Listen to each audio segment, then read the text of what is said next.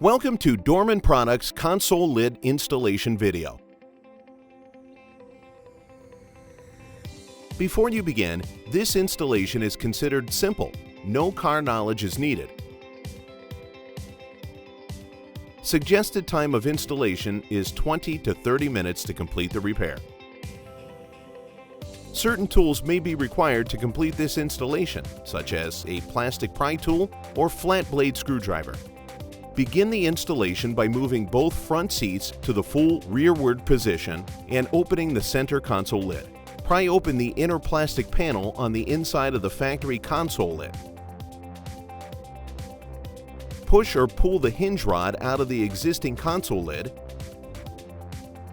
Continue by setting the console springs into the lock position in the metal console bracket by inserting the crooked side of the springs in the metal holes.